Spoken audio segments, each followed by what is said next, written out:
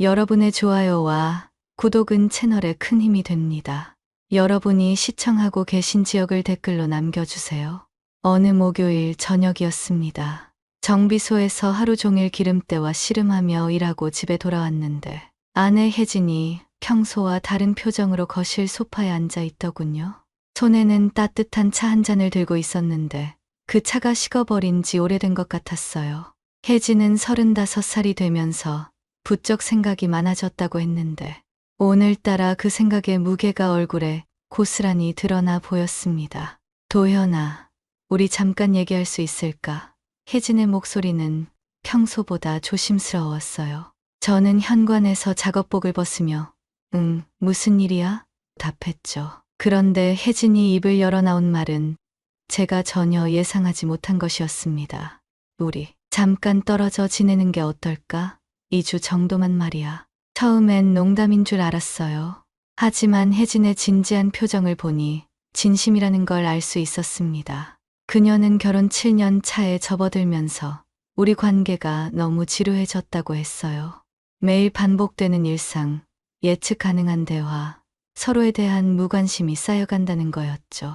우리가 정말 서로를 사랑하는지 아니면 그냥 습관적으로 함께 있는 건지 확인하고 싶어. 혜진의 말에는 묘한 확신이 담겨 있었습니다. 솔직히 말하면 저도 최근 들어 그런 생각을 한 적이 있었어요. 혜진과 대화할 때 예전처럼 설레는 마음이 들지 않았고 집에 들어왔을 때의 따뜻함보다는 피로감이 더 컸거든요. 하지만 그게 별것까지 해야 할 정도로 심각한 문제라고는 생각하지 못했죠. 그래, 한번 시도해보자. 저는 생각보다 쉽게 답했습니다. 어쩌면 저 역시 이런 기회가 필요했는지도 모르겠어요. 혜진은 제 대답을 듣고 안도의 표정을 지었어요. 그런데 그 안도감이 너무 빨리, 너무 자연스럽게 나타났다는 게 지금 생각해보니 이상했습니다. 마치 이미 준비된 각본을 읽는 것처럼 말이죠. 고마워, 도현아. 이번 기회로 우리가 더 발전할 수 있을 거야.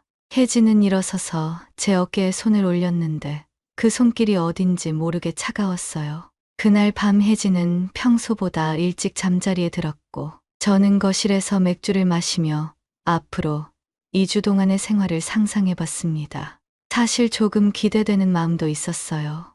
오랜만에 혼자만의 시간을 가질 수 있겠다는 생각에 말이죠. 그런데 별거를 시작한 지 단 사흘 만에 모든 게 명확해졌습니다. 혜진은 대학 동창 미라의 집으로 갔고 저는 혼자 지내며 오히려 편안함을 느꼈어요. 문제는 그 사흘째 되는 일요일 오후에 벌어졌죠. 친구 정우가 보내준 메신저 캡처 화면을 보는 순간 제 안에서 뭔가가 완전히 무너져 내렸습니다. 혜진이 자신의 소셜미디어에 올린 사진이었는데 모르는 남자와 어깨를 기대고 웃고 있는 모습이었어요. 사진 아래에는 새로운 시작이라는 글귀가 적혀 있었죠. 그 남자는 정장을 입고 있었고 비싼 시계를 차고 있었으며 고급 레스토랑 같은 곳에서 찍은 사진이었습니다. 혜진의 표정은 제가 본 적 없을 정도로 밝고 행복해 보였어요. 마치 오랫동안 갇혀있던 새장에서 벗어난 새처럼 자유로워 보였죠. 그 순간 저는 깨달았습니다. 이건 별거가 아니라 이별을 위한 사전 작업이었구나. 혜진은 이미 마음속으로 우리 결혼을 끝내기로 결정했고 단지 자신이 먼저 떠나는 사람이 되지 않기 위해 이런 핑계를 댄 거였어요. 별거를 제안할 때의 그 확신 있는 표정, 너무나 쉽게 짐을 챙겨나간 모습, 모든 게 이제야 이해됐습니다. 저는 휴대폰을 내려놓고 천천히 거실을 둘러봤어요. 혜진의 흔적들이 여기저기 남아 있었지만 이상하게도 마음이 차분해졌습니다. 게임이 끝났다는 걸 인정하는 순간 오히려 후련한 기분이 들었거든요. 그날 밤 저는 오랜만에 깊게 잠들었어요. 아무런 꿈도 꾸지 않은 채로 말입니다. 월요일 아침 정비소에 출근하니 직원 태식이가 걱정스러운 표정으로 저를 맞이했습니다. 사장님, 괜찮으세요? 왠지 표정이. 제가 그렇게 티가 났나 싶어서 거울을 보니 평소보다 얼굴이 많이 굳어있더군요. 아, 그냥 잠을 못 잤어.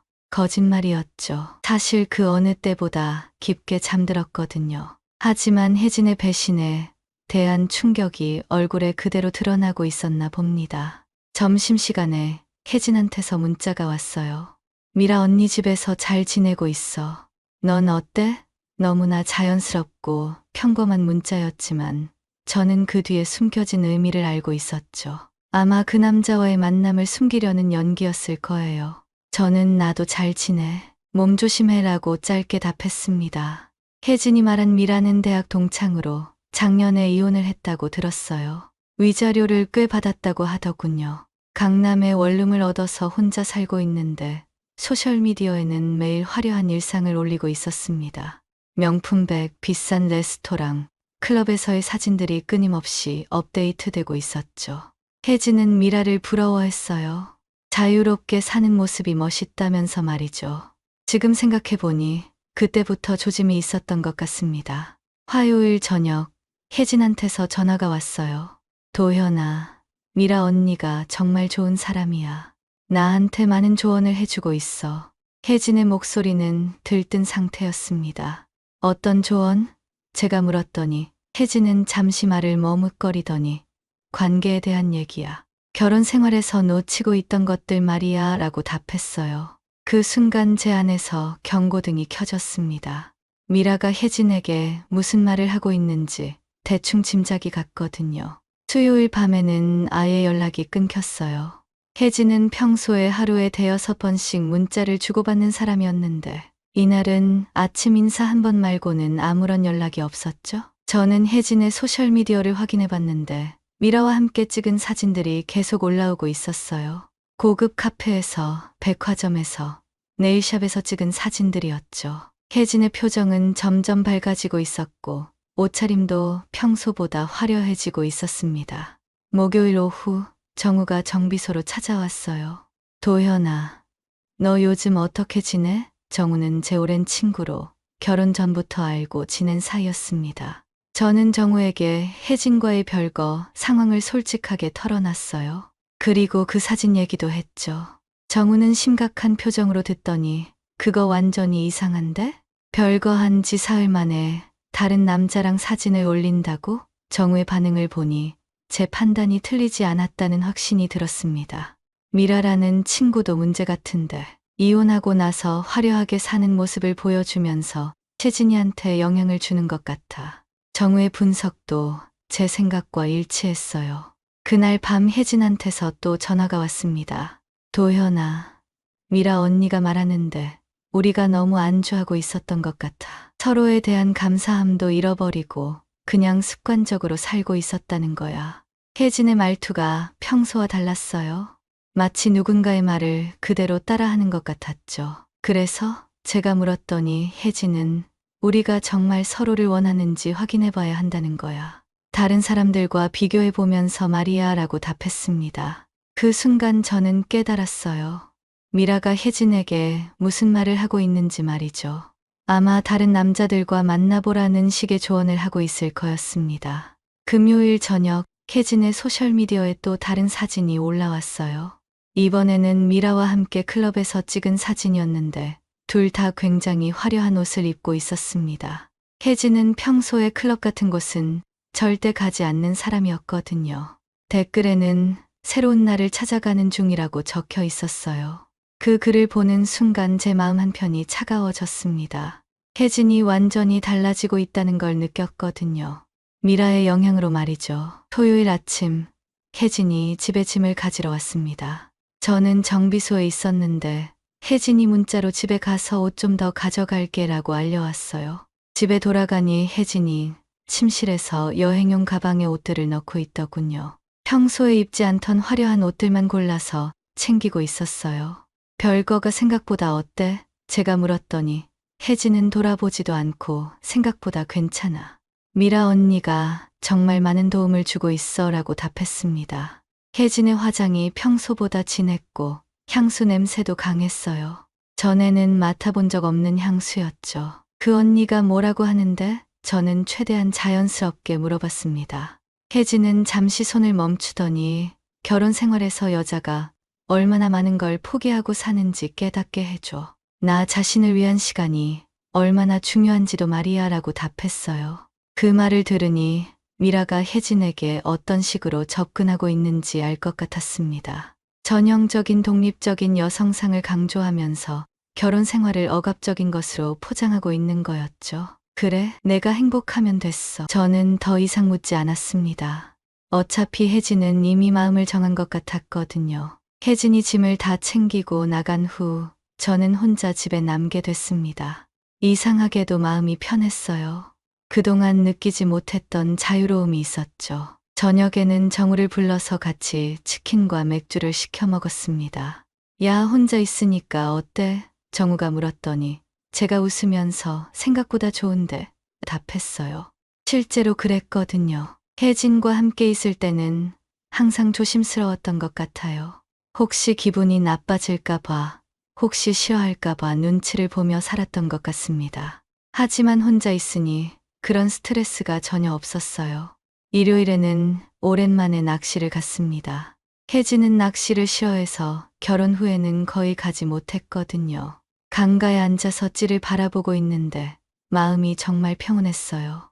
이런 감정을 언제 마지막으로 느꼈나 생각해보니 신혼전으로 거슬러 올라가더군요. 그만큼 결혼 생활이 제게는 부담이었나 봅니다. 월요일 아침 출근하는 길에 변호사 사무실에 들렀습니다. 혜진의 행동을 보니 이혼까지 갈 가능성이 높다고 판단했거든요. 미리 준비를 해두는 게 좋겠다는 생각이 들었어요. 김 변호사는 제 상황을 듣고 나서 현명한 판단이세요. 요즘은 이혼 소송이 길어지는 경우가 많으니까 미리미리 준비하시는 게 좋습니다. 라고 조언해 줬습니다. 특히 재산 분할에 대해서는 자세히 설명해 주더군요. 집은 제 부모님이 물려주신 거라 제 단독 명의였고 혜진 명의로 된 건 차 한 대뿐이었어요. 결혼 후 모든 생활비는 제가 부담했고 혜진의 월급은 혜진이 개인적으로 관리했죠. 만약 상대방의 불륜이 입증되면 재산 분할에서 유리한 위치에 설 수 있습니다. 김 변호사의 말에 저는 귀가 번쩍 뜨였어요. 혜진이 그 남자와 어떤 관계인지는 모르겠지만 의심스러운 정황들이 있었거든요. 어떤 증거들이 필요한가요? 제가 물었더니 김 변호사는 사진, 메시지, 호텔 영수증, 카드 사용 내역 등이 유용합니다. 하지만 불법적인 방법으로 얻은 증거는 사용할 수 없으니 주의하셔야 해요. 라고 답했습니다. 저는 김 변호사에게 착수금을 지불하고 정식으로 위임했습니다. 화요일부터는 혜진의 행동을 좀 더 주의 깊게 관찰하기 시작했어요. 혜진의 소셜미디어는 물론이고 공동으로 사용하는 카드 내역도 체크해봤습니다. 아직까지는 특별한 게 없었지만 시간이 지나면 뭔가 나타날 것 같은 예감이 들었어요. 수요일 저녁 혜진한테서 전화가 왔습니다. 도현아, 어떻게 지내? 목소리가 평소보다 밝았어요. 나도 잘 지내고 있어. 넌? 미라 언니 덕분에 정말 많은 걸 배우고 있어. 내가 얼마나 좁은 세상에서 살고 있었는지 깨닫게 됐어. 혜진의 말투가 완전히 달라져 있었습니다. 마치 다른 사람이 된 것 같았어요. 목요일 오후 정비소에서 일하고 있는데 낯선 번호로 전화가 왔습니다. 안녕하세요, 도연 씨. 저는 미라예요. 혜진이 친구. 미라의 목소리는 의외로 부드럽고 상냥했어요. 아, 안녕하세요. 저는 조심스럽게 답했습니다. 혜진이가 많은 얘기를 해줬어요. 요즘 힘드시죠? 미라는 마치 저를 걱정하는 것처럼 말했습니다. 괜찮습니다. 별거 중이라서요. 그래도 혼자 계시니까 외로우실 텐데. 제가 근처에 용무가 있어서 잠깐 들를 수 있을까요? 혜진이 부탁한 것도 있고요. 미라의 제안에 저는 잠시 망설였습니다. 하지만 거절할 이유도 없었고 미라가 혜진에게 어떤 영향을 주고 있는지 직접 확인해 보고 싶었어요.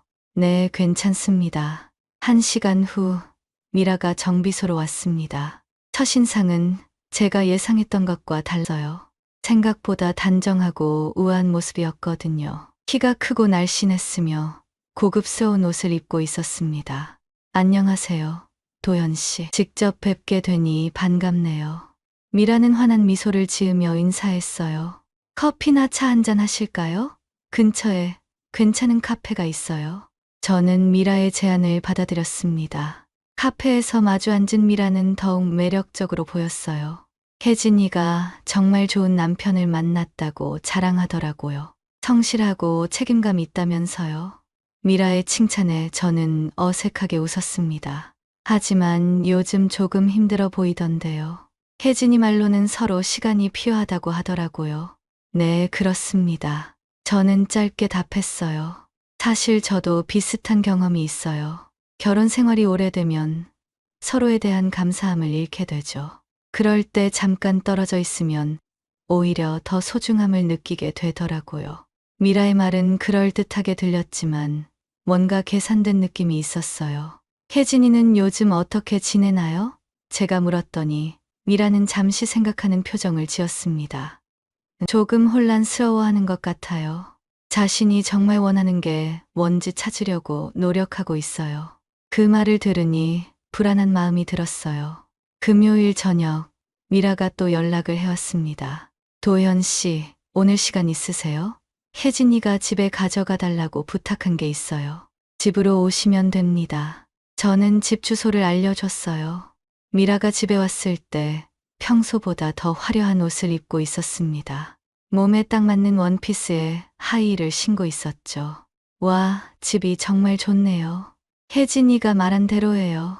미라는 집 안을 둘러보며 감탄했어요. 혜진이가 가져가 달라고 한 게 뭔가요? 제가 물었더니 미라는 그건 핑계고요. 솔직하게 답했습니다. 사실 도현 씨가 혼자 계시니까 걱정돼서 왔어요. 미라는 소파에 앉으면서 다리를 살짝 꼬았어요. 그 모습이 뭔가 의도적으로 보였습니다. 술 한잔 하실래요? 제가 와인을 가져왔어요. 미라가 들고 온 와인은 꽤 비싸 보이는 것이었어요. 괜찮습니다. 전 맥주만 마실게요. 저는 정중하게 거절했습니다. 하지만 미라는 포기하지 않고 그럼 맥주 드시고 저는 와인 마실게요 라고 했어요. 미라는 와인을 마시면서 점점 더 가까이 앉았습니다. 도현 씨, 혜진이는 정말 운이 좋은 여자예요. 이렇게 든든한 남편이 있다는 게 부럽더라고요. 미라의 손이 제 팔에 살짝 닿았어요. 혜진이는 지금 조금 혼란스러운 시기를 보내고 있어요. 하지만 걱정하지 마세요. 곧 돌아올 거예요. 그럴까요? 제가 물었더니 미라는 확신해요. 다만 미라는 말을 멈추고 제 눈을 바라봤습니다. 다만 뭐요? 다만 그동안 도현 씨가 너무 외로우실까봐 걱정돼요. 제가 옆에서 도와드릴 수 있는 게 있으면 언제든 말씀하세요. 미라의 말과 행동에서 뭔가 다른 의도가 느껴졌어요. 그 순간 저는 깨달았습니다. 미라가 저에게 접근하는 이유가 단순한 호의가 아니라는 걸 말이죠. 토요일 아침, 저는 미라의 의도를 파악하기 위해 작은 실험을 해보기로 했습니다. 미라에게 문자를 보냈어요. 어제는 고마웠습니다. 오늘 시간 되시면 점심이나 함께 하실까요? 채 10분도 안 돼서 미라한테서 답이 왔습니다. 좋아요. 어디서 만날까요? 예상했던 대로 미라는 적극적으로 응했어요. 점심 약속 장소로는 시내 한복판에 있는 고급 레스토랑을 제안했습니다. 미라는 평소보다 더 신경 써서 차려입고 나타났어요. 깊게 파인 블라우스에 짧은 치마를 입고 있었죠. 와, 여기 정말 좋은 곳이네요. 도현 씨 취향이 괜찮은데요. 미라는 레스토랑 내부를 둘러보며 만족스러워했습니다. 식사를 하면서 미라는 계속해서 제게 관심을 보였어요. 도현 씨는 정말 매력적이에요. 왜 혜진이가 이런 남편을 놔두고 고민을 하는지 모르겠어요. 미라의 칭찬은 점점 노골적이 되어갔습니다. 혜진이는 정말 운이 좋은 여자인데 본인은 모르는 것 같아요. 무슨 뜻이에요? 제가 물었더니 미라는 잠시 망설이는 듯 하더니 사실 혜진이가 요즘 다른 남자에게 관심을 보이고 있어요 라고 털어놨습니다. 그 말을 듣는 순간 제 심장이 빨리 뛰기 시작했어요. 드디어 확실한 정보를 얻을 수 있겠다는 생각이 들었거든요. 누구요? 외부 영업팀장 출신이라고 하더라고요. 강석진이라는 사람이에요. 이혼한 지 얼마 안 됐다고 하더라고요. 미라가 알려준 정보는 제가 그 사진에서 본 남자와 일치했습니다. 혜진이가 그 사람과 아직은 만나는 단계인 것 같아요. 하지만 혜진이가 그 사람에게 푹 빠져 있어요. 미라의 말에 제 안에서 뭔가가 터지는 느낌이었습니다. 하지만 겉으로는 최대한 침착하게 반응했어요. 그렇군요. 도현 씨, 화나지 않으세요? 미라가 걱정스럽게 물었습니다. 화날 일인가요? 우리는 지금 별거 중이니까요. 저는 담담하게 답했습니다. 실제로는 속이 끓고 있었지만 미라 앞에서는 내색하지 않으려고 했어요. 저는 도현 씨 같은 남자가 좋아요. 이렇게 성숙하고 이해심이 많은 남자 말이에요. 미라가 제 손에 자신의 손을 올렸습니다. 혜진이는 정말 바보예요. 이런 좋은 남편을 놔두고 다른 남자를 찾다니. 그날 저녁 미라는 제 집까지 따라왔습니다. 혼자 있기 심심하시죠? 제가 요리해 드릴까요? 미라의 제안을 저는 받아들였어요. 사실 미라의 진짜 의도를 확인하고 싶었거든요.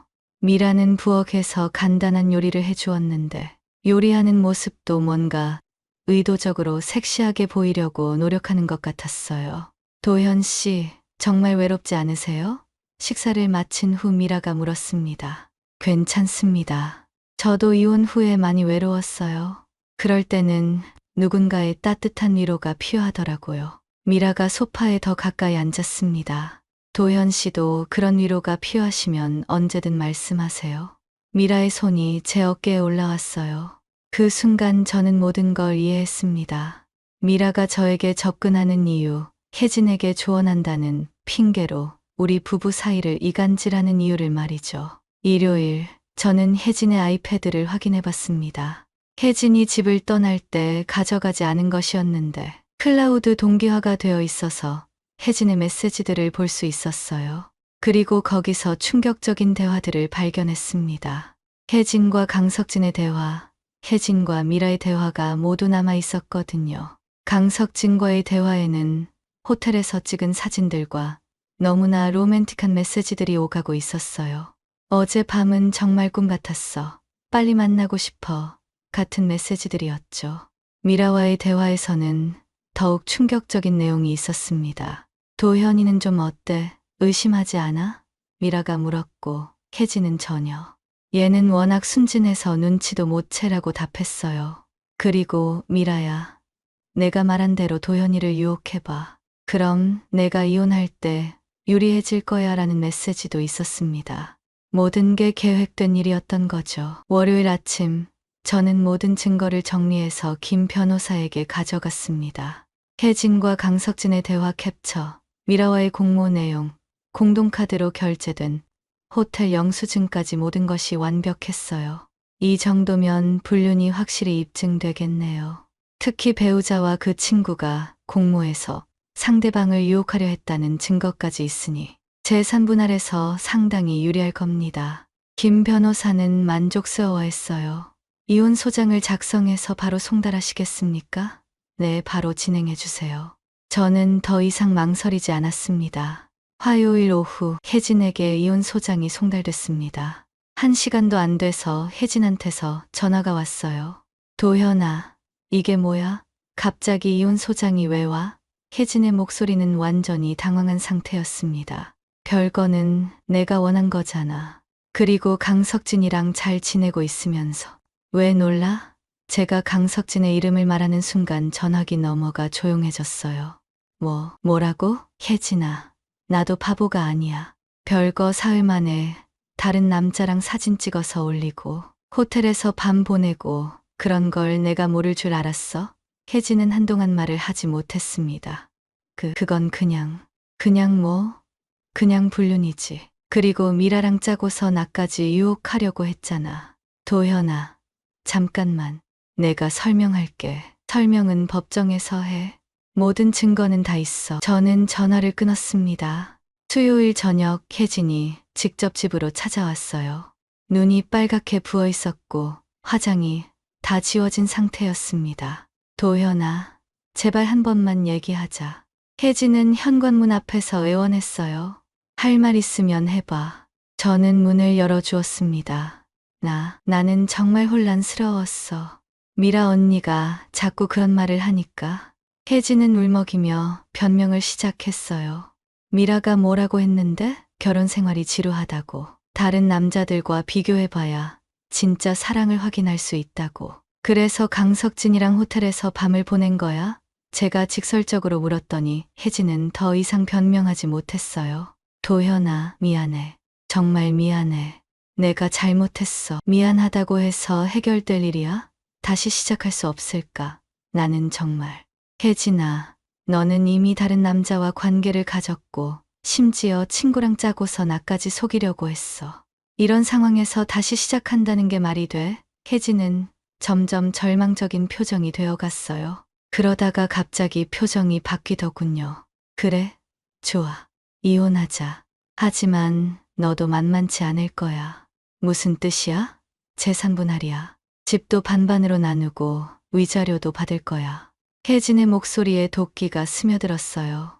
재산 분할, 내가 불륜을 저지른 상황에서 증거가 뭐 있다고? 사진 몇 장으로 불륜이라고 할 수 있어. 혜진은 오히려 당당하게 나왔습니다. 저는 혜진에게 프린트해온 대화 내용들을 보여줬어요. 강석진과의 로맨틱한 메시지들, 미라와의 공모 내용까지 모든 것을 말이죠. 혜진의 얼굴이 창백해졌습니다. 이건 어떻게? 내 아이패드야. 클라우드 동기화되어 있는 거 까먹었지. 혜진은 그제야 자신의 실수를 깨달았어요. 그리고 공동카드로 호텔 결제한 내역도 다 있어. 변호사가 이 정도면 충분하다고 하더라. 그 순간 혜진이 완전히 다른 사람이 되었습니다. 야, 이도현, 너 진짜 치사하다. 몰래 내 메시지 훔쳐보고 치사한 건 너지. 남편을 속이고 다른 남자와 바람 피우면서 뻔뻔하게 굴고. 바람? 우리는 별거 중이었다고. 별거 중에도 불륜은 불륜이야. 혜진이 갑자기 소리를 지르기 시작했어요. 그래, 내가 바람 폈어. 그런데 어쩔 건데, 강석진. 오빠는 너 같은 막노동꾼과는 차원이 달라. 진짜 남자답고 여유있고. 그 순간 혜진의 본심이 드러났습니다. 제 직업을 막노동이라고 비하하는 말을 들으니 모든 감정이 사라졌어요. 그래, 이제야 내 본심이 나오는구나. 저는 차갑게 말했습니다. 앞으로 변호사를 통해서만 연락하자. 더 이상 할 말 없어. 목요일 오전 김 변호사로부터 연락이 왔습니다. 혜진 씨 쪽 변호사가 협의혼을 제안해 왔습니다. 재산 분할은 5-3대 7로 하고 위자료는 포기하겠다고 하네요. 생각보다 빨리 항복 선언이 나왔어요. 그 조건으로 하겠습니다. 저는 더 이상 이 일을 질질 끌고 싶지 않았거든요. 그날 오후 미라한테서 문자가 왔습니다. 도현 씨, 혜진이 일로 많이 힘드시죠? 제가 위로해 드릴게요. 오늘 시간 되세요? 미라는 아직도 상황 파악을 못하고 있었나 봅니다. 저는 답장을 보내지 않았어요. 금요일에는 미라가 직접 정비소로 찾아왔습니다. 평소보다 더 도발적인 옷을 입고 있었어요. 도현 씨, 왜 연락을 안 받으세요? 걱정됐어요. 더 이상 연락하지 마세요. 모든 걸 알고 있습니다. 제가 차갑게 말했더니 미라의 표정이 당황스럽게 변했어요. 뭘 안다는 거예요? 혜진이랑 짜고서 저를 유혹하려고 한 거 말이에요. 증거도 다 있고요. 미라의 얼굴이 하얗게 변했습니다. 그건 오해예요. 정말 도현 씨를 위해서 이혼할 때 혜진이한테 유리하게 만들려고 절 유혹한 게 저를 위해서라고요? 미라는 더 이상 변명하지 못했어요. 앞으로 절 찾아오지 마세요. 그리고 혜진이한테 전해주세요. 변호사를 통해서만 연락하라고. 다음 주 월요일 법원에서 이혼 조정이 있었습니다. 혜진은 초췌한 모습으로 나타났어요. 화장을 진하게 했지만 수척해진 것을 숨길 수는 없었죠. 조정 과정은 생각보다 순조롭게 진행됐습니다. 집은 제가 가져가고 혜진 명의의 차와 대출금은 혜진이 가져가기로 했어요. 현금과 예금은 3대 7로 나누기로 했고요. 이혼 사유는 성격 차이로 하겠습니다. 조정위원이 말했지만 모든 사람이 진짜 이유를 알고 있었어요. 조정이 끝나고 법원을 나오는데 혜진이 저를 불렀습니다. 도현아, 마지막으로 한마디만 할게. 저는 돌아보지 않고 계속 걸었어요. 미안해, 정말 미안해. 혜진의 목소리가 뒤에서 들렸지만 저는 뒤돌아보지 않았습니다. 수요일 저녁 정우가 재미있는 소식을 가져왔어요. 야, 너 혜진이랑 미라 소식 들었어? 무슨 소식? 둘이 어제 강남 레스토랑에서 대판 싸웠대. 경찰까지 출동했다고 하더라. 정우가 핸드폰으로 영상을 보여줬는데 채진과 미라가 레스토랑에서 머리채를 잡고 싸우는 모습이 찍혀 있었어요.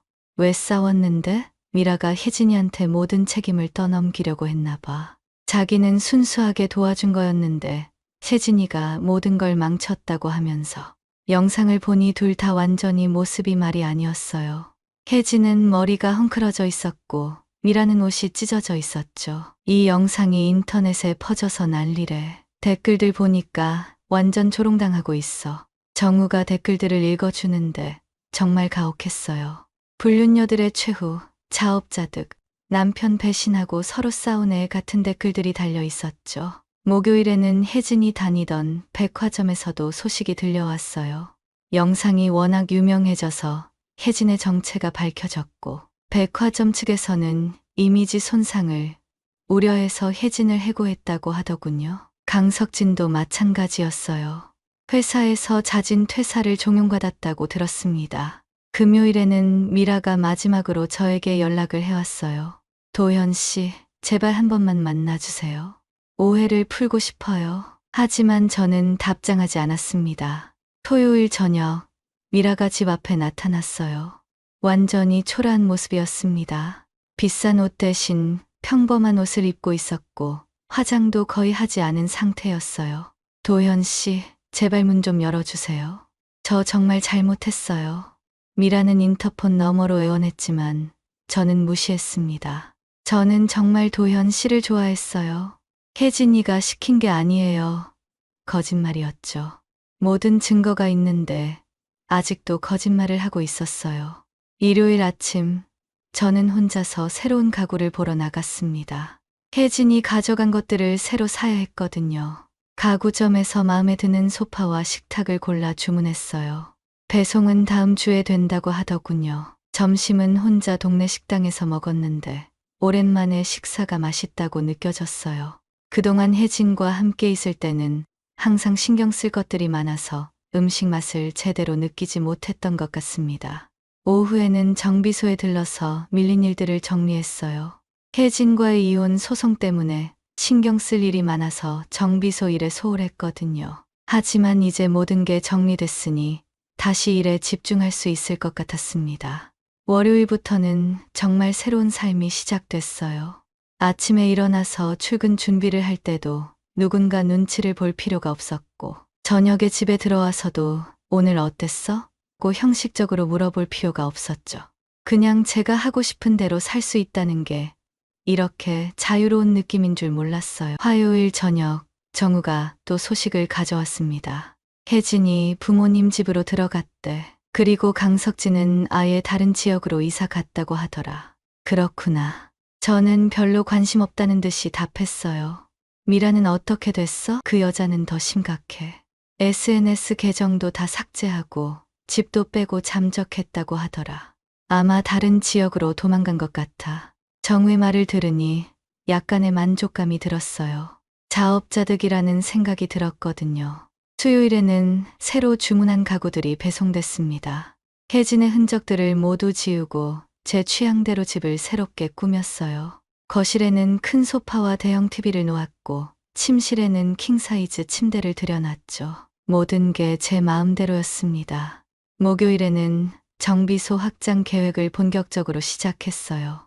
그동안 혜진 때문에 못했던 투자를 이제 할 수 있게 됐거든요. 새로운 장비를 주문하고 직원도 한 명 더 뽑기로 했습니다.